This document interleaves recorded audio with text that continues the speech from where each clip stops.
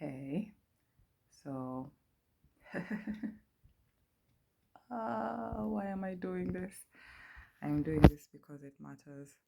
Um, Mel Robbins is a podcaster, a mom, a writer of a book titled Let Them. And I recently heard her do, I think it was a reading of the book, I'm not sure, but she basically was breaking down something I found to be incredibly empowering. I'll paraphrase it because I don't remember it word for word. If people choose to see you as problematic, let them. If people choose to walk away, let them. If people want to keep you in their lives, let them. If people see you, as brilliant or resourceful and celebrate you for being those things and reciprocate how much you give to them, let them. And she just lists all these things. And I thought to myself, wow, there's an illusion of control that very many of us have as human beings. That, I was going to say, I don't know where we get it from, but I can trace some of it back. But where did we ever get the idea that we could control how people behave? Childhood, right? And when I talk to Black people, and when we look at like some of the jokes we see on social media, there's one today about like the oncoming exams. KCSE is like this A levels, like those exams that just terrify you to the core. And everyone I know remembers what it was like to prepare for KCSE and KCPE. KCPE was, you were younger, they determine which high school you were called to or went to. But KCC determined whether or not you go to university, whether you'd be called to a public university, which was very prestigious, one, and two, not just for prestige, but if you're called to university, it meant you could afford higher education. Because if you didn't make the grade, then you didn't qualify for, I don't know, student loans, the HELB loan that the government gave at the time to people who qualified.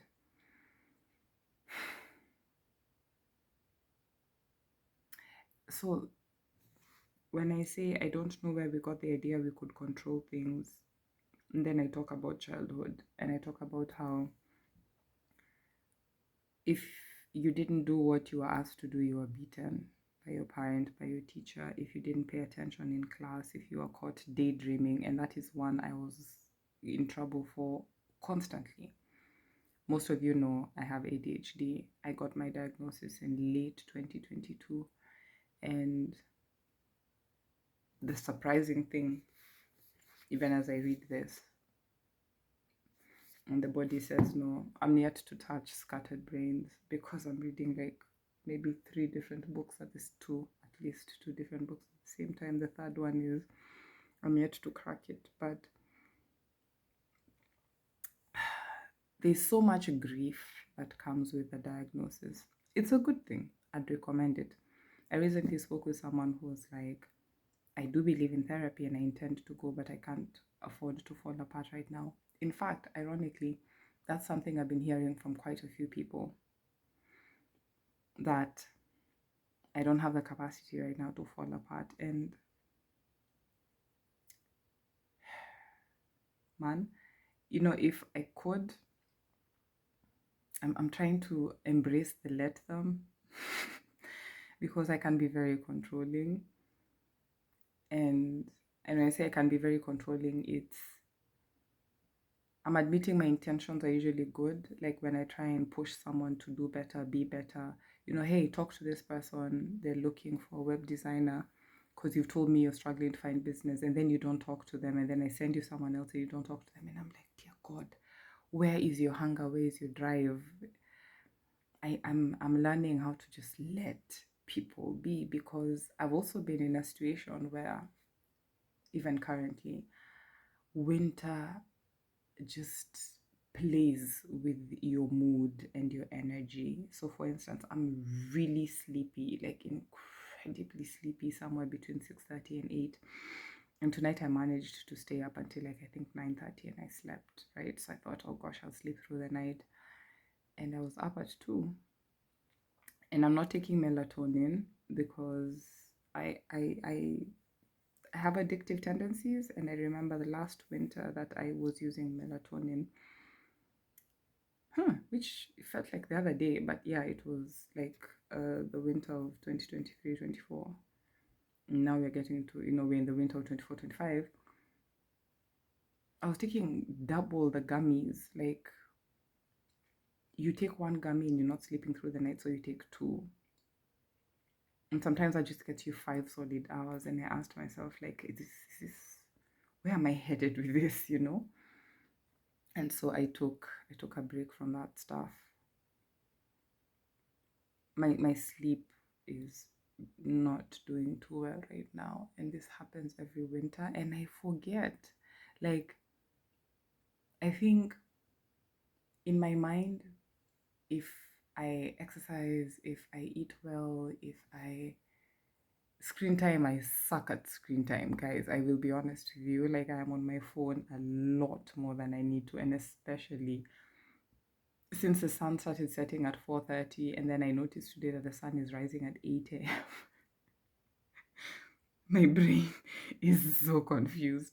So I have just decided to let my body do what it's doing, and to thankfully I don't have an 8 to 5, so it's fine, like it's okay. And I've been getting all these messages on social media, like from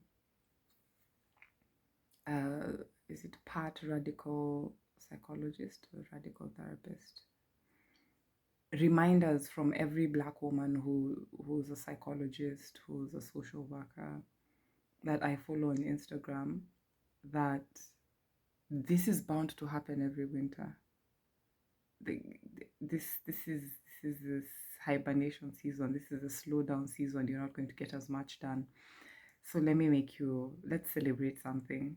Every time I say, I think, let me make you smile, let me give you a pocket of sunshine, I think of Eva, because like she's just this wonderful, wonderful friend of mine who has taught me, it's not toxic positivity, but she's taught me how to just look for, she and Samoina have taught me how to look for pockets of sunshine, even when things are bad. Like, is there anything about today that is good? Because our minds as human beings, our brains tend to, and especially as a neurodivergent person, I guess, tend to hyper focus on the thing. So you wake up in the morning, you're running late, you spill your coffee, and then you make a mess before you leave the house, and you're like, this is such a nasty day, this is a crap day. And then you realize that you're actually putting it out there. And this is not just like attracting bad energy type thing, but you're even confessing to yourself that this is a bad day because 2 unpleasant things happened between the hours of, I don't know, 7 and 8 at the start of your day. Start of your day was probably at 6, but you get my drift. It's the same way. I was having this other conversation with a friend of mine, and we were just talking about how there are seasons when you'll miss your ex. And I asked them, what do you miss about this person? Because it wasn't all bad. And they felt that to be very empowering. And they told me, and I'm like, yeah, you and I are very alike. I also miss this about my ex. And this is winter, and this is a time when we, I'd not have like school anymore, not much happening. Or maybe we're headed towards not having classes anymore. I don't remember. But either way, I think by the 20th of December, school's semester is done for the Christmas break, I guess. I'm not entirely sure. But point being, this would be the time when we would be looking forward to like Christmas break. And for me, Christmas break would be a break from schoolwork for a bit, except for last semester because he traveled to Kenya, and then I was doing these coding classes and they were chewing me out. I was crying a lot and I was incredibly stressed. So Christmas break didn't really feel like Christmas break because, there were the 2-3 days that we spent with his sister and the family and niece. And then we came back home, and then he was traveling to Kenya, and I was just exhausted. Overstimulation, and also just Christmas is a tough time for women. The cooking, the cleaning, the presents, the tree decoration, all that. It's a lot, which is part of the reason why I'm really looking forward to, like, I'm really excited about this Christmas break, because it's an actual break. It's an actual break. Like, and so the thing I'm going to celebrate with you, I'm going to tell you shortly, because thankfully I haven't forgotten it. I had these cards. They're not cards. They're like they're not post-its really, because they're not sticky. But you know what I mean, like the yellow ones and the green ones and the blue ones and the white ones and the orange ones. So I had these. I bought these. I remember I was in Passau and I was looking for pieces of paper that I would write like my thesis ideas on and stick them to my wall, right? And that's basically how I did my thesis, like the outline. I wrote it down, and then why this has taken so long, because someone asked me and I actually almost lost my temper when they asked me. The reason why my thesis is taking long is, one, I have ADHD and I'm giving myself grace to take my time with it, because I'm always widening the scope. I always want to do better. And so initially I started with working with the US, but I've included Germany and Kenya and South Africa, so that we have case studies, because I think that's a more useful conversation than just presenting data on a country that has a lot of data and without doing something comparative, even though it's a literature review. Because initially I'd gone with expert interviews and I was like, oh, then there's issues of ethics. That would have been an issue if I were doing a survey, but anything to do with health, mental health, etc., I wanted to just cover my bases and make sure I didn't have to deal with that nightmare. So I've changed up a few things. My professor is going to discover when I hand in my work. So I had these. I had about 4 of them. One of them had the words research assistant. Why? Because I was applying for a research assistant gig in London. As you all know, I've had it with Germany for a while, and I'm in that situation, in this relationship with this country, where I really, really want to thrive here, but if it's not working, I'm not one to force it. And I've tried everything I can. And then a friend of mine tells me she's coming to the country, and I'm like, I have a reason to stay. More on that later, because we don't want to jinx it. But yeah, so research assistant, I apply, and then I throw it out. That for me is like crossing out a to-do list, right? Then I had another one that had ECRI contract. So ECRI is European Campus Rotal Inn. It's the satellite campus of the main campus, that is my campus, the Degendorf Institute of Technology. I'd done a research assistant gig sometime in July. It's taken me this long to finally finish signing the contract, because the thing was like this thick. It was in German. So on top of Google Translate and ADHD trying to tell me, like, what is this question actually asking? It took me August, September to finally finish signing this document. I think I finished in October, because there are places where you have to sign, and it's a lot. Let's just say it's a lot. So yeah. Then I finally had someone help me. I hate admin work. My brain hates admin work. It's executive function stuff, and ADHD is literally getting your executive function hijacked. So this wonderful woman called Wavoa literally got on the call with me, and she's worked with neurodivergent people. And she got on the call with me, and we are collaborating in something. And while we were talking, because our calls go for up to minimum 2.5 hours, maybe maximum maybe 6. Like, she and I can just go on and on, because she's a food storyteller, and she's an incredibly brilliant and incredibly resourceful person who is right now just overwhelming me with like links to things that I should do and follow, and I need that right now because I can't be useful in another way. And she just gets it. Like, she just gets it. Women are magic. So the other one was actually contract. So I crumple it up and I throw it out because finally I've finished it. I've sent it to my professor to sign so that she can send it back to me. I'm kind of half excited to read from her, half dreading it because she'll be like, Sharon, we need to talk about your thesis. That aside, then I have the other one that had, what did it have on it? What's the other thing I needed to do? I think it was CV editing. It must be because I edited my CV for not the health coaching thing. I used a slightly different template, similar, quite similar, but just flipped around, different color as well, for public health. So nutrition, education type, public health position. So nutrition and health educator. And I finally worked on that CV. I hate admin work. I literally pay someone to do my CV editing. I don't have as much money coming in right now. It's from mid-November to December, health coaches, fitness trainers, some, not all of them. We'll usually see like business going down for a bit before people sort of gear up for January. Now, am I grateful right now? Yes. I need this time to be working on my thesis. I need this time to also just rest because it's been an exhausting couple of months.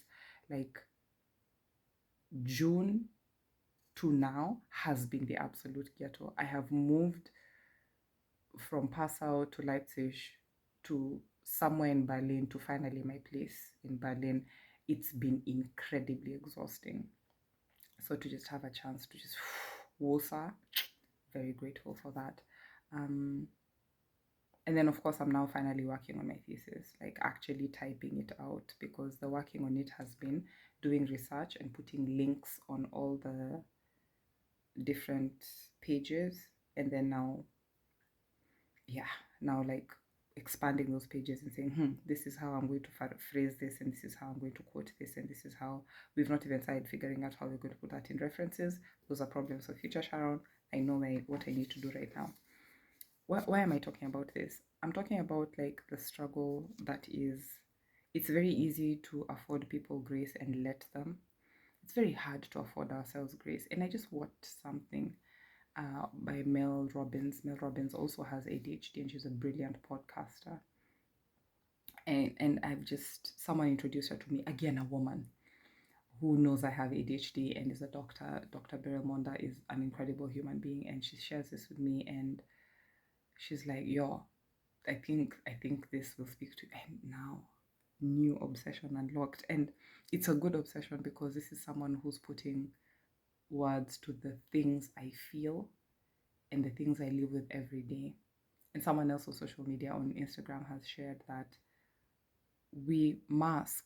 Some of you don't understand that we mask not because we don't know how to exist in spaces where people will accept us. Like, those we love you is one of the comments. That's how she used when she was explaining this. And she says, neurodivergent people mask to survive. We actually mask to survive. And I've now finally come to give myself a lot of grace for how much time I spend indoors, because I feel very safe here. I feel very safe in this house, in this particular apartment complex. I've met a really nice neighbor who could see me struggling with luggage. I was dragging up a heavy suitcase, and he said he's injured his arm, but he'll help me. And so he used his left hand, and he's like, hey, I live upstairs, if you ever need anything. I usually can't tell whether someone, if they're male, they're just being nice, or whether they're like shooting their shot. So I was like, I'm not sure what that means, and I didn't follow up on it or whatever. So if I run out of salt, maybe I will knock on his door. But I have a neighbor. I have a really good housemate. And so for now, I'm good on the salt front. And I'm also surrounded by my Berlin boss has sort of become my friend now, though I say I don't have male friends. He's a good associate. I can ask for salt from him. Like, I think there's a time I ran out of something and he was working a gig somewhere with some of his colleagues, and I was like, please just bring me this. And then I went and I picked it. Funny story. I went out for why Wavua was helping me with this contract and just converting it to an editable PDF. And first of all, I have a MacBook. that's just for anyone who has a MacBook or has used to, you just know that this thing, we thank God for its stability, and it's the fact that coding did not crash it as many laptops have crashed when people start coding on them. And I can use, like, I'm yet to start using it, but Canva on this without worrying about like any heavy softwares or apps or whatever this machine can handle. But the basic everyday use, like, I don't have access to Word. I don't have access to Excel sheets unless I use Google Docs. So yeah, which is frustrating. When you just want to pop out a Word document and type something, and, or invoice a client quickly. And anyway, I can still do it on Google Docs, thank God. But I need to be online to use Google Docs. So yeah, it's fine. Most places in this country have Wi-Fi, even certain public places. So it's I live, and plus I need to spend less time online.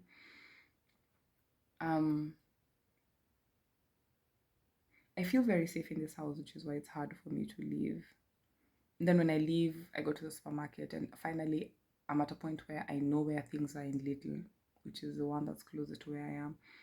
So like now I know the things I pick, I know how much I spend, I know, then my therapist helped me figure out my spending, because I was not spending too well, because I was grieving a lot of things, like losses of friendships, setting boundaries, and losing some connections, and just speaking my mind. That comes with loss. The people who will not take it too well when you're direct, and sometimes you're not direct, you're rude, because you've slept for 3 hours, 3 nights in a row, 4 nights in a row, and you're tired. Not excusing it. There are times when I've had to walk back and apologize, and then there are times when I have been like, this person was just kept inching in closer and closer on that boundary, and I finally told them off. I'm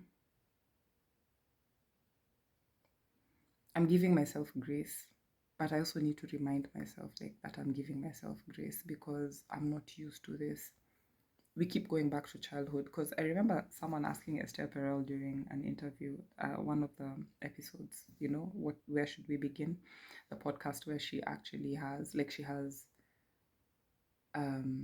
therapy sessions, like real life therapy sessions, but then all identifiable markers are removed, just to protect the identity of the clients. And of course, she has their consent to share this stuff. And it's interesting when you hear yourself, and you hear your ex-partner, or you hear, your lover or whoever in the voice of the person who's speaking, or you hear the two of you as a couple in those sessions. You're like, oh my God, this is us, this was us, or this could have been us. It's been very interesting to go through that again. I mean, in a season of a lot of grief, and I'm also giving myself grace about that, because you don't just wake up and get over a 16-year relationship. Because a housemate helped me realize it actually is technically 16 years, because it was 8 years, and then 5 years we were friends, and he's like, so you guys were still talking to each other? And he's like the most direct person, very polite about it though, but he's like, so you guys were still talking for 5 years? I'm like, yeah, but we were friends. He's like, but you were in touch. And I'm like, ah. He's like, yeah, so it is 16 years anyways. And it's not easy. It's not easy to just wake up and leave that behind, because it no longer works for you. And the two of you are not bringing out the best in each other. And it's not necessarily, and I've said this before, not necessarily because he's a bad person or you're a bad person, but because you just don't fit anymore. You don't espouse the same values. You don't want the same things. And some things were negotiable, or you thought, we can work through this, but then you realize you can't. There's something that Dr. Raquel Martin says about, I love her skits, where she talks about, you're not going to go back to that relationship. It's like she's telling this client, this imaginary client, but it's a skit, so she's holding this client. So I'm like, I'm going to hold your hand when I say this. You're not going to go back there. What you're not going to do is go back to this person who hurt you repeatedly and showed you who they are, but then da da da da da da da da da da, which is how you wound up in my office. I'm paraphrasing. And sometimes I tell women, do not date in secret. Like, don't date in secret and don't go through things in secret. This is why. I've learned when you're dealing with emotionally manipulative people, when you deal with them in secret, they make you feel like you're crazy. They make you question your sanity. They make you feel like you're too much. They make you think like you're the sole problem. And why I keep saying that, I would really like to know where men buy audacity, and I'm talking specifically about cis-het men, is because there will be a pattern in his life. He will be the one responsible for the infidelity. Like, he's the one who was actually unfaithful, but he will still find a way to blame this other person squarely. Now, I am one of those people who believes people don't necessarily cheat because they're bad. Some do to be vindictive. I know of men who've cheated and have kept the pictures on the phone and left the phone where they knew the girlfriend or wife who has a tendency to check the phone will check. Didn't change the code, didn't change the pattern, just left the phone, or even left it with the screen on. Like, I know men who do that to make women crazy. It's unfortunate. And I know the people who told me are friends of these men or brothers of these men and told me, look, I know he did it to sort of be spiteful because he knows she can't go anywhere because the baby is still young. There are people who do that. That's not to say there are no nasty women out here, by the way. But me, I am speaking to the thing that I know about that is closest to my heart, which is helping women just find freedom from these people who've made them feel like they're crazy. Because when someone makes you feel like you're crazy long enough, you actually start to believe it.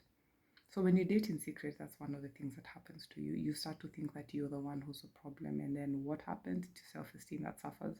So in this particular scenario, I remember I spoke with someone who was complaining about a former partner of theirs, and I asked a question, and I was listening, and in my head I was thinking, man, leave it alone, let them be. And then at some point I was like, have you noticed that this is the same pattern with at least at least two of your exes?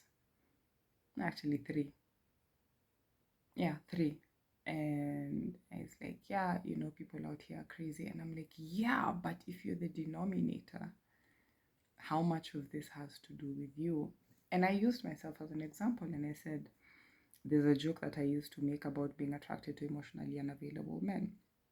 And then again, because I put it out there and that's what I was looking for, because of whatever issues I had with just feeling like emotionally unavailable men were familiar to me, because those are some of the men I had known growing up, absentee father, etc. I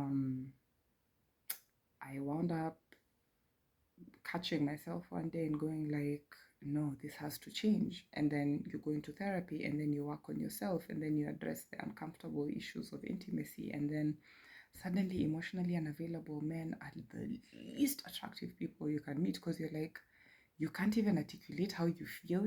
Yuck. Like, you can't tell the difference between anger and sadness or grief. Like, it just doesn't work for you anymore. And this goes back to when people say, I'm not ready to do therapy right now because I'm not ready to fall apart, or I'm not ready to. And I promise you, this is literally something I've been hearing with like up to 4 people who are like, in the past few months, who are like, no, I can't get into therapy right now. I have too much going on. And I'm like, but the having too much going on has been a trend in your life for the past 2 years. And it's literally landed you in hospital, landed you in a car accident, landed you out of a job. Do you not want to perhaps address the root issue now while you can afford it, and maybe see where that takes you? Because like, People come in with these preconceived notions of what it's going to be like when you do therapy. Do you fall apart? Yeah, you do fall apart.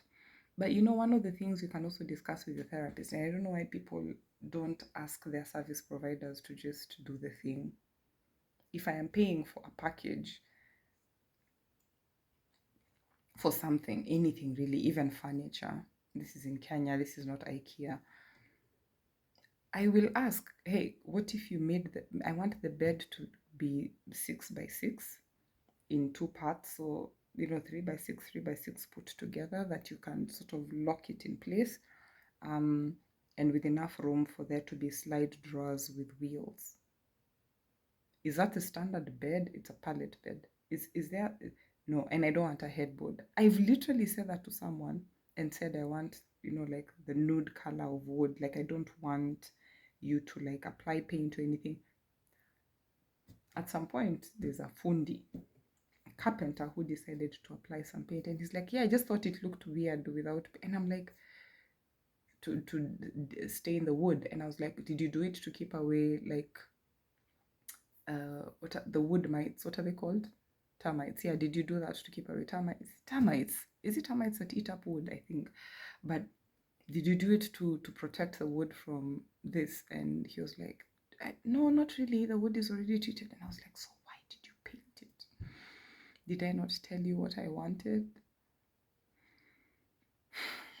And naturally, I was like, if I had been a male client, would you have done this? And he looked down. He's like, hey, by the way, madam, I actually didn't listen to you. I just thought, like, because I think I know what I know. And I was like, you know what? It's fine. I am not so evil as to say I will not buy this item. And also, I'm very big on conservation. I don't want him to go have to pull it apart and then waste the wood on making something else that's not even what someone else wants and then become someone else's nightmare. I was like, look, I'll take it as it is. And if I ever want a paint job on it, you'll do it for free just to pay me for my troubles, because I had a particular color scheme.